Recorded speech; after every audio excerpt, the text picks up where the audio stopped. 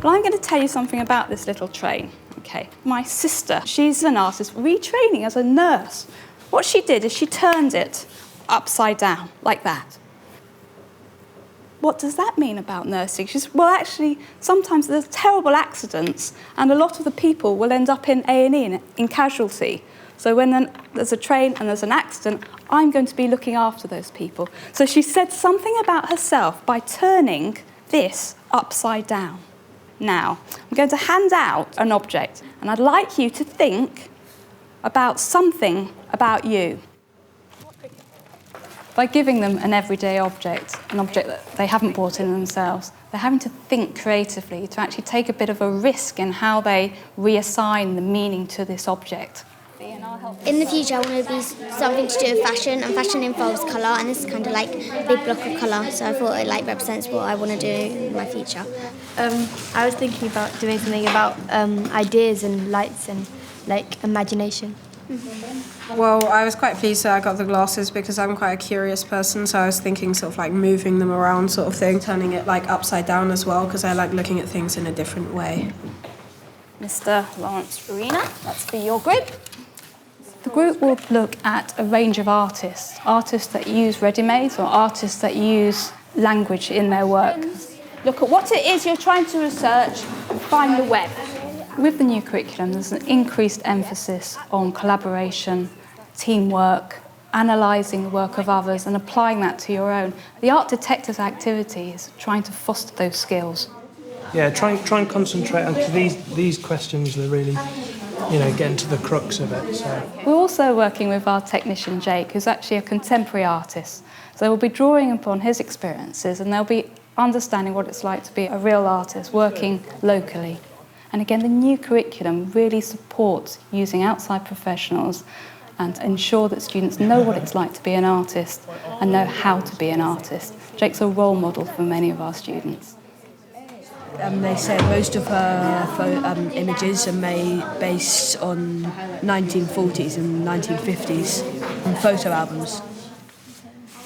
In the 60s and to 70s, she began to take a deeper interest in social and political movements of the time. So I think that had an effect on her artwork. The first question that we got was, why did Duchamp use the found objects? I think he just tried to revolutionise the art industry and not try and just use paintbrushes and clay, but use other things they can just find around the house.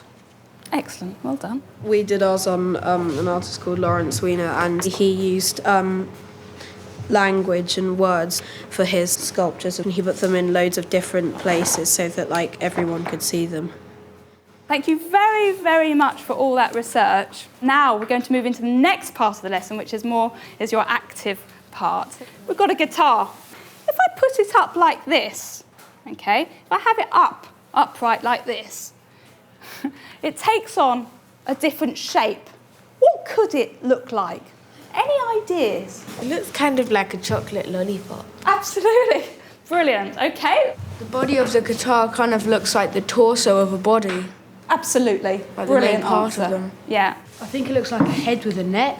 Head with a neck. Well, that's brilliant because every single one of you has come up with a completely different answer. If you have a look on my computer screen here, we've got 3 guitars in a row. They just reminded me of flowers. They sort of look like things growing. I've written seeds that grow, okay? And it reminds me of my job, actually, because I often sort of think teaching is about watching people sort of emerge and flower and blossom into the world. So that's me thinking of our local community, something about you guys. The new curriculum emphasises locality. It's about local ideas as well as national ideas, but the students are bringing in their worlds into the classroom. Some of you have brought in some objects, okay, and I want you to decide whether you want to use those, or you can, in your teams, send somebody over to the back of the classroom where there's quite a selection of unusual objects. They'll be working creatively. It's a problem-solving activity. How do you bring all these objects together to create one single sculpture that can be read by others? I want you to think about what those objects could mean other than their actual function. If you're thinking about our local area, we're thinking about our community beyond our local area, we're thinking about you as a class, you as individuals. What is it you want to say? Creativity is a really important part of the new curriculum. Learning to take risks, trying out ideas, experimenting, working with others and making choices with objects or materials or methods that they haven't used before, but taking risks and using those risks effectively to come out with something surprising or meaningful at the same time. You've done incredibly well. What I want you to do now, though, is to tell each other what your work stands for, what it represents, what it symbolises. It's all the stuff which we like. So we got sort of food and drink here, and music and fashion and clothes and all that sort of stuff. Oh, well, we got the mattress on the map because we were trying to say there's poverty all over the world. And there's the hat representing that they're trying to get money, the mattress representing it's not in a home or it's on the street, and the world, and the map saying it's all over the world, it's not just in one place. It represents how like people move about, and so underneath, so this is like the suitcase which they take with them.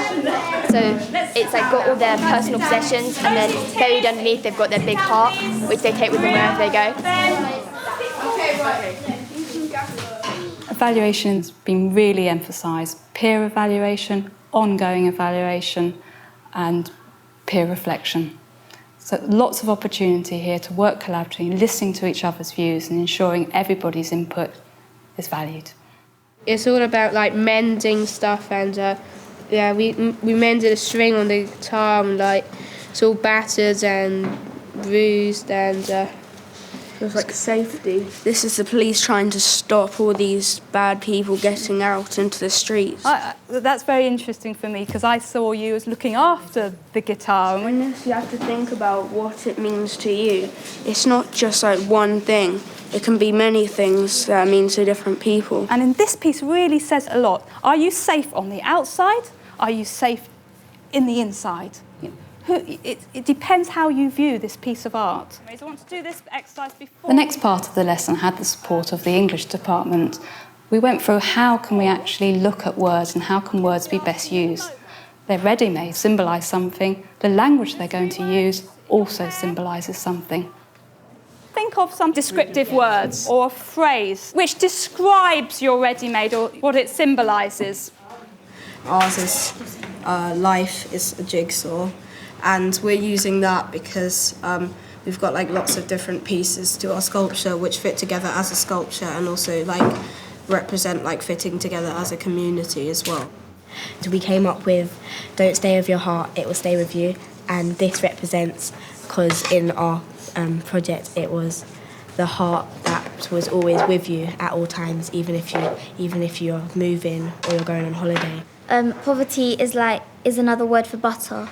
Because poverty sort of spreads around the world, as in butter spreading on a piece of toast. Well, our phrase is security is meant to be opposed.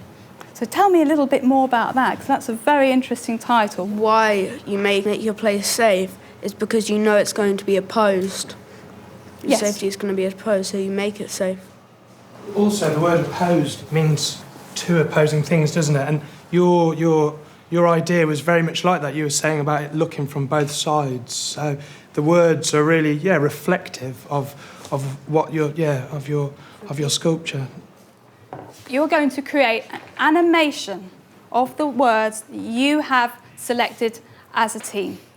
Each group has opportunity to show how the language that they've selected can be projected onto their ready-made. You select the correct typeface for your ready-made. Try and choose one that suits your target audience, suits what you're trying to speak about. Use colours that have symbolic meaning as well. Try and think, if you're going to use red, it means something very different from light blue. Decide on the direction your text is going to go. It doesn't have to just go along. It could come up, like Jenny Holtz's work just flies up from the ground. But we can start it small so that it gets bigger. Yeah, and on the next slide I think it should get bigger, like quite a lot bigger than that. Yeah. There's a greater emphasis now on experimentation, experimenting with ideas and experimenting with different materials and methods and processes, experimenting and using ICT and actually new technologies which will enable them to learn the skills that they'll need later in life. I like the fact you've chosen capitals for that. Why did you choose capitals? It's like meant to be opposed. Yes, so it gives it more force, it gives it more expression. These are students who are thinking ahead, taking a few risks. And I think that's not really been encouraged before now. It's been much more prescribed content. So there's a little bit more flexibility, and I think that's going to really make it a much more creative curriculum. It was really cool. It's like you don't usually get to do this like too often, and like you don't really put like tape and like wire fix a guitar really. It's really cool. Also, you're kind of free to do kind of what you want, and you can like use your imagination to create a sculpture. Like so many people find just like doing little sketches really boring, but when you get to just get lots of weird objects or normal objects and you're just able to do it, yeah, you have a lot of freedom.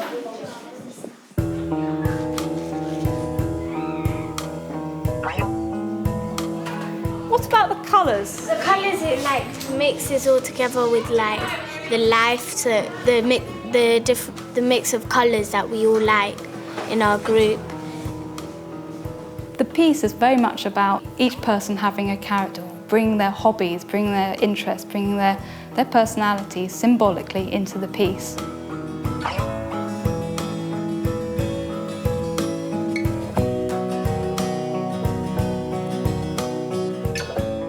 So something really unexpected happened with security as meant to be opposed. It came to life with light, and the shadows cast onto the whiteboard looked fantastic. Stop. Oh, very, very good. One group used the phrase, poverty is like butter. You see poverty everywhere. They felt it spread throughout the world. So it was a really lovely way of saying something quite distressing.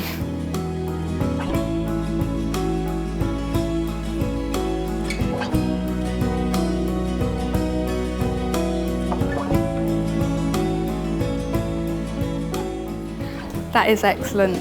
So you've actually changed the meaning of your "Don't stay with your heart," and then just at the end, putting up this huge caption to really add to the impact. The heart opening up really slowly, just like a heartbeat. It was sort of like pulsing as it got bigger. So the group who used the suitcase and the heart, an excellent expression of travelling, working in one country, moving to another, needing to take your heart with you, remembering the family you've left behind. It said a lot. If you as a teacher aren't prepared to take the odd risk or to be imaginative and to experiment, how are you going to get your pupils to be? And this has really reinvigorated me, and hopefully that's going to come across to the pupils.